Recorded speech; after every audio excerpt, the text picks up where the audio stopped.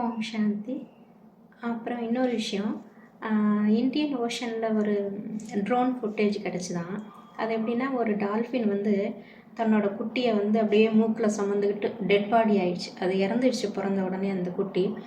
அதை அப்படியே மூக்கு மேலே தூக்கி வச்சுட்டு டால்ஃபின் வந்து அது எப்பயுமே இப்படி ஸ்ட்ரைட்டாக தான் இருக்கும். அது மூக்கு மேலே அந்த குட்டியை சுமந்துக்கிட்டு ஒரு வாரமாக அலைஞ்சிக்கிட்டு இருந்தான். அதை வந்து ஒரு 14 டால்ஃபின்ஸ் வந்து அதுக்கு ஒரு சேஃப்டி கார்டு மாதிரி சுற்றி வர வந்து இதோட உணர்வுகளுக்கு அந்த மற்ற டால்ஃபின்ஸும் மதிப்பு கொடுக்குதான். அந்த குட்டியை பிரிய முடியாமல் அதை வச்சுட்டு அழும்.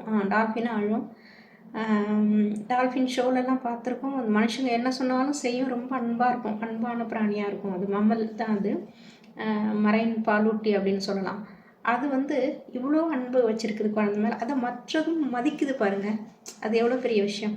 அது ஒன்று தான் தாய். அது வந்து ஆசை விட முடியல, அப்படி அது மேலே இருக்கிற பற்றுனால கூட்டிகிட்டு அலையுது. ஆனால் மொத்தம் 14 டால்ஃபினும் அதை சுற்றி பாதுகாப்பாக அது கூடயே போய்கிட்டு இருக்குதான். இந்த விஷயத்தெல்லாம் பார்க்கும்போது ரொம்ப ஆச்சரியமாக இருக்குது. மனுஷங்களுக்கு தான் அந்த அன்பு பற்று இந்த உணர்வுலாம் இருக்குன்னு கேள்விப்பட்டிருக்கோம். குரங்குக்கெலாம் இருக்கும். குரங்குலாம் ரொம்ப பற்றோடு தான் இருக்கும். குட்டி இறந்தால் கூட அதை தூக்கிக்கிட்டே அலையும். அது எலும்பு கூட மாறுற வரைக்கும் அதை வச்சுக்கிட்டே அலையுமா, விடாமல். அந்த அளவு பற்று இருக்குமா. அந்த மாதிரி சில பிராணிகள், நம்மளோட டொமஸ்டிக் அனிமல்ஸ், செல்ல பிராணிகளுக்கெல்லாம் அந்த மாதிரி உணர்வு இருக்கும், பார்த்துருக்கோம். ஆனால் அந்த டால்ஃபினுக்கு இவ்வளோ தூரம் இருக்குது அப்படிங்கிறது இப்போ தான் ரிசர்ச் பண்ணிக்கிட்டு இருக்கிறாங்க.